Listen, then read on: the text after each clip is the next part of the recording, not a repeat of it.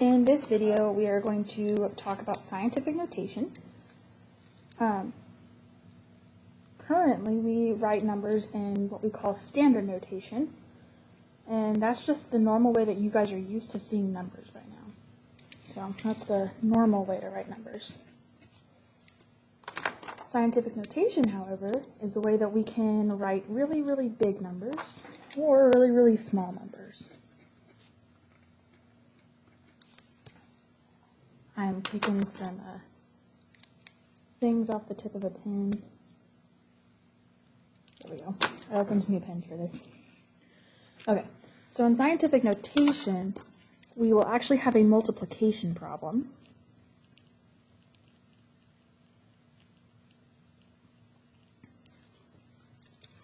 So that multiplication problem is going to start out with some number. Then we'll have times 10 raised to a power, some other number. That first number must be between 1 and 10. Must be between 1 and 10.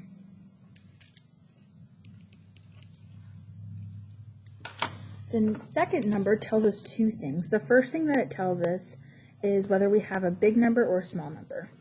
If the exponent is positive, we have a big number. If the exponent is negative, we have a small number. The big number will be greater than 1. The small number will be less than 1. The second thing that the exponent tells us is how many times to move a decimal. How many times to move the decimal.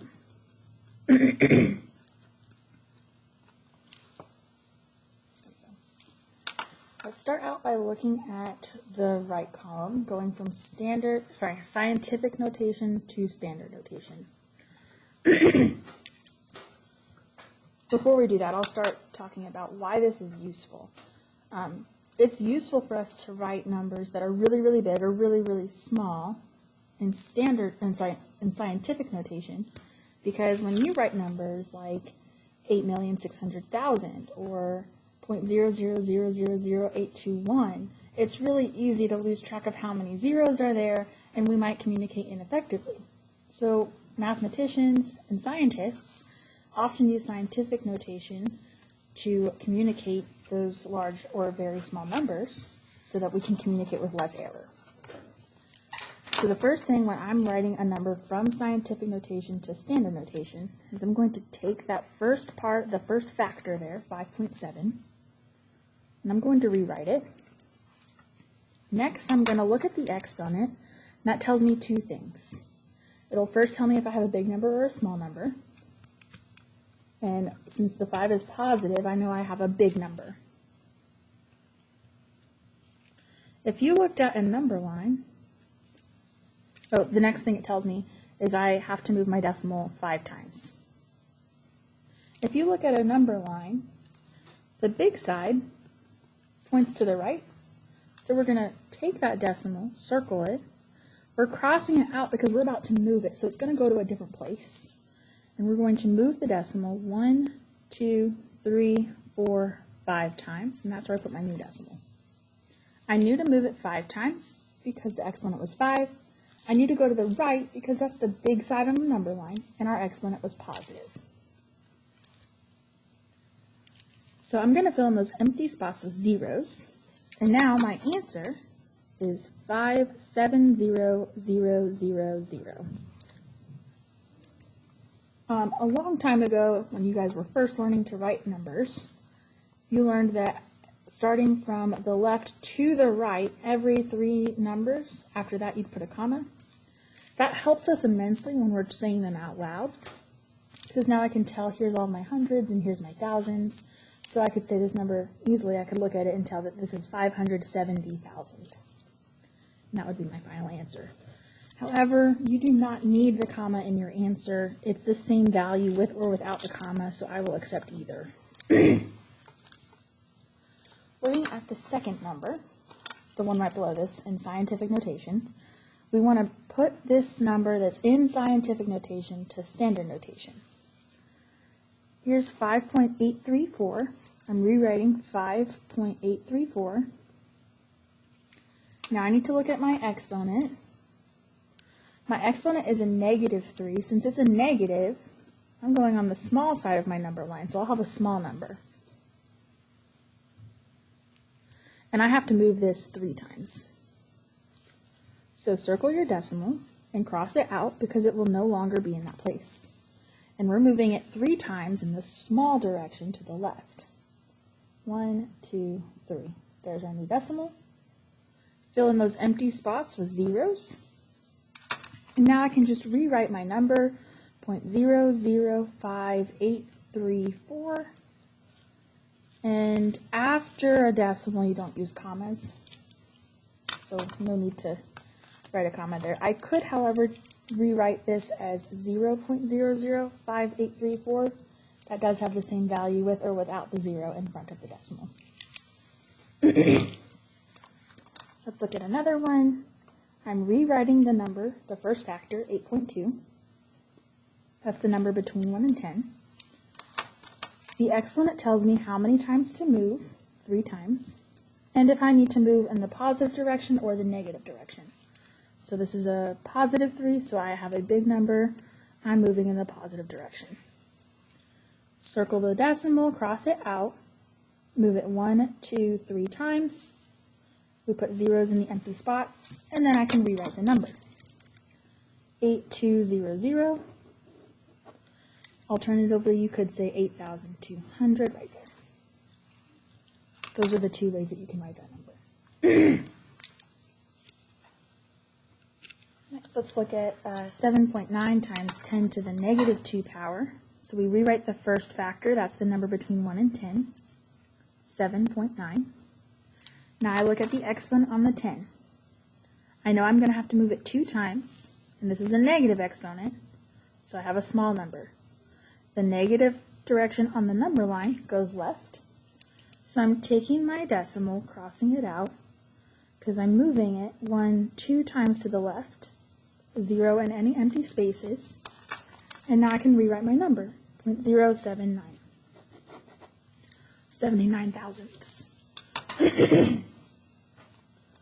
Looking at my next scientific notation number, I've got 4, which is already between 1 and 10.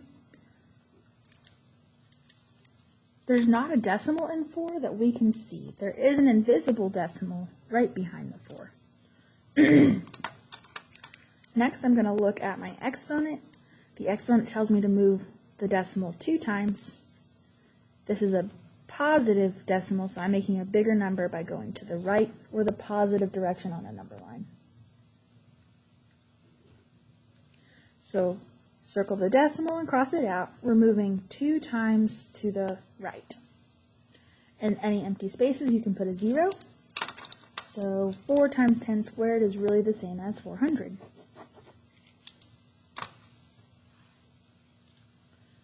I've got 3 more numbers to look at. Here I have the first factor, the number between 1 and 10, is 1.58. Look at the exponent. This tells me I have to move the decimal 6 times. And this is a negative exponent, so I need to move it. It's going to get me a small number, and I have to move it to the left. Circle the decimal, cross it out, and we're moving 1, 2, 3, 4, 5, 6 times. And all of those blank spaces, you can put a 0. So the new number, or the equivalent number to 1.58 times 10 to the -6 power, is 0.0000158. Alternatively, you could write 0.0000158.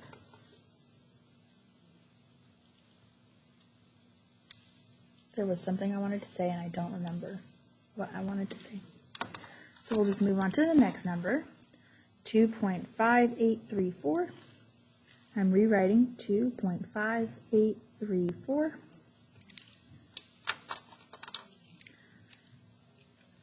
The exponent tells me how many times to move the decimal, 3 times, and in which direction. This is a positive exponent, so I'm going to get a bigger number. Positive on a number line goes to the right. Circle the decimal, cross it out because we're going to find its new place. We move it 3 times to the right. 1, 2, 3. It goes between the 3 and the 4. So your new number is 2583.4. If you wanted to put the comma to separate the hundreds from the thousands, you'd have 2,583 and 4/10. Next, we have 6.1 times 10 to the 0 power. So we first write down the first number, which is 6.1, the first factor, the number between 1 and 10. Next, this tells us how many times to move the decimal, 0 times, and in which direction. Since I'm not moving the decimal at all, there is no direction for me to move it. That is just my final answer, 6.1. What we need to notice is the number on the exponent, here I have 5, does not always tell me how many zeros there are. It only tells me how many times to move the decimal. If you look at that first number, 5.7 times 10 to the 5th, when you write it in standard notation, there's actually only 4 zeros, because one of the times you moved got the 7 in front of the decimal, and then the other spots were all zeros or blanks. So that's the big common mistake that we usually make when writing numbers in standard notation after seeing them in scientific notation. The exponent does not tell you how many zeros there are. It does tell you how many times to move your decimal. Let's look at the other side. Now we're going to go backwards. We're going to have a number that looks normal to us in standard notation, and we want to write this in scientific notation. You first need to make sure you know where your current decimal is. Currently in 92,000, the invisible decimal is at the very end to the right of all those zeros. We want to find a new place for this decimal so that if I were to put the new decimal in that spot, I'd have a number between 1 and 10. Because to write something in scientific notation, we need a number times 10 to some power. So we'll first start out by finding out what number between 1 and 10 I'll have. If I move my decimal right there, then my number becomes 9,200, which is way larger than something between 1 and 10. So that won't work. If I move it here, where the comma is, then my number is 92, which is still larger than 10, so that won't work. If I move my decimal to the very, very front, we have 0.92, and that's smaller than 1, so it's not between 1 and 10. We have to move our decimal between the 9 and the 2 to get the number 9.2000. I don't need the trailing zeros after that because it's the last part of that decimal, so I can leave it at 9.2. Now to find out how many times we moved the decimal, we're just going to count how many places are between my line where I have my new decimal and where my decimal currently is. There is 1, 2, 3, 4 numbers there, so our exponent is 4. Now we started with 92,000, which is a positive number bigger than 1. Sorry, 92,000 is a number bigger than 1, so our exponent should stay positive. Which means in scientific notation, we can write 92,000 as 9.2 times 10 to the 4th. Looking at the example below this, we already have our current decimal right here. We need to move it so that we get a number between 1 and 10. If I move my decimal here, I'm at 0.0046, which is too small. So I move it again. Now I have 0.046, which is still too small. Move it again. Now we have 0.46, still too small. If we move it here between the 4 and 6, then our decimal becomes 4.6, which is just right. So that's where we need the decimal to be to get the number 4.6. That's our factor between 1 and 10. Now we multiply that number by 10, and we raise that to an exponent that tells us how many times the decimal was moved. We moved the decimal 1, 2, 3, 4 times. This started out as 0.00046. That's a number that's smaller than 1, so our exponent has to be negative.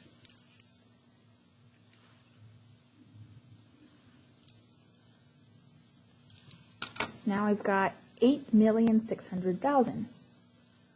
To get a number between 1 and 10, we need to find where our decimal should go. That's going to be between the 8 and 6 to get 8.600000. We don't really need the zeros in our decimal though. So we'll have 8.6 times 10 raised to a power. Currently in 8,600,000, the decimal is at the very end of the number. So the number of spots that the decimal place had to move was 1, 2, 3, 4, 5, 6. So we have 8.6 times 10 to the 6th. I need to make sure this is positive or negative. 8,600,000 is bigger than 1, so our exponent is positive. Next I have 0.0000821. I know I'm going to have a number times 10 to some power.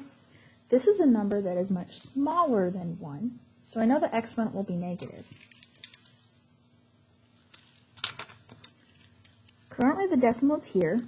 To move it, we need to move it to get to a number between 1 and 10. If I move it between 8 and 2, then we'll have 8.21, which is between 1 and 10.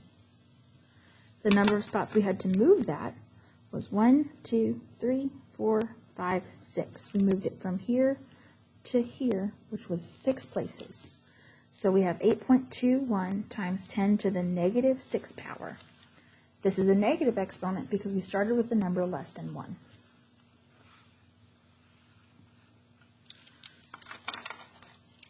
I encourage you guys to pause the video and work some of these out before I show you guys the answers.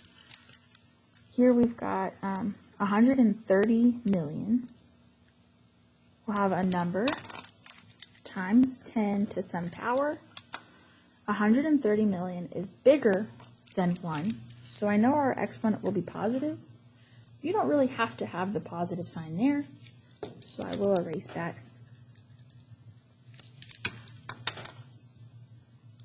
Currently in 130 million, the decimal is all the way at the end to the right of the zeros.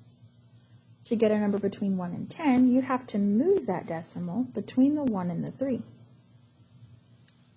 That gives you the number 1.3 followed by a bunch of zeros. Because those are trailing zeros after a decimal, or they will be, I don't need to write those down. So we have just 1.3. And the number of places that was moved from here to the line is 1, 2, 3, 4, 5, 6, 7, 8. The 8 is positive because we started with a number that's larger than 1. In the next problem, I've got a number that is smaller than 1. So when I write in scientific notation, we'll have a number between 1 and 10 times 10 to some power. I know that power has to be negative because we're starting with a small number. Currently, our decimal is right here.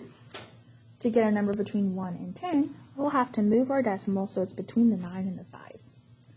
That gives us the new number 9.564, which is between 1 and 10. 9.564. Now we just count how many times was that moved. We have 1, 2, 3, 4, 5. 1, 2, 3, 4, 5 spaces. Our exponent is negative because we started with a number less than 1.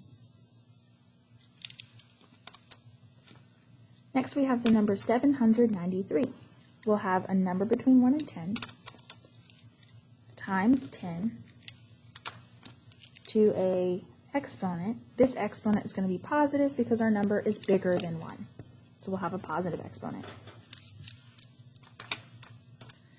Currently 793 has a decimal at the very end to the right of 3.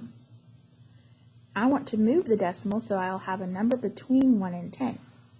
If we move the decimal between 7 and 9, then we'll get 7.93. 7.93 is between 1 and 10, so that's my first factor.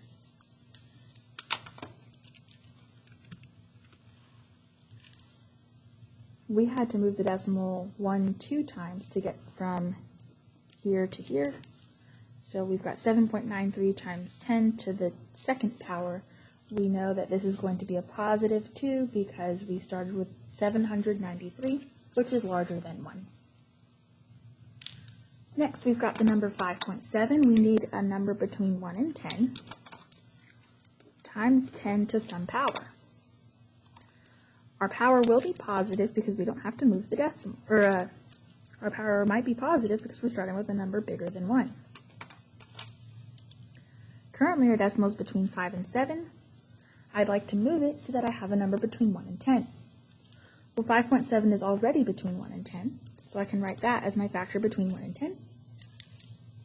The exponent then, I didn't have to move the decimal at all, so that's 0. I would like to encourage you guys to think about what that means if I have something times 10 to the 0 power, and it doesn't change the value of the number when I write it in scientific and standard notation. That first factor is the same as the number in standard notation. The standard notation is the same as the first factor here in scientific notation. So 10 to the 0 power is really the same as 1. In class, you guys are trying those two on your own. That's how I'm going to make sure that you are understanding what we're doing. So I will not give you guys the answers in this video to that. I do want to go over these two problems here. Here it asks me which numbers are not written in scientific notation. Scientific notation, remember, has a number between 1 and 10 times 10 to some power. If I look at the first number, this says 1.28, which is between 1 and 10. Then I've got times 10 to the negative 4th power. Well, that all looks right. In the second number, I've got 1.28, which is between 1 and 10. But then this says plus 10 to the negative 4th power. It shouldn't be plus, it should be times 10. In our last example, we've got 12.8. I know that's really hard to see with the glare here. That says 12.8 times 10 to the negative 4th. 12.8 is not between 1 and 10. 12.8 is too big. If they wanted to make the scientific notation, they'd have to use 1.28. And the next we want to look at how many zeros does the following number have in standard notation. So I know we see this 5 here. That means to move the decimal 5 times. So currently we have 6.23. This is a positive 5, so I'm moving to the right, the big direction on our number line. We're taking the decimal and moving it 5 times, 3, 4, 5, to the right. We only had to fill in 3 spaces because we already had 2 behind the decimal. So there are only 3 zeros in that number, not 5. If you have questions, comments, concerns about anything in this scientific notation video, please do reach out to me. You can send me a message on Schoology, send me an email, or drop a comment on the video, and I will be glad to get back to you as soon as I can.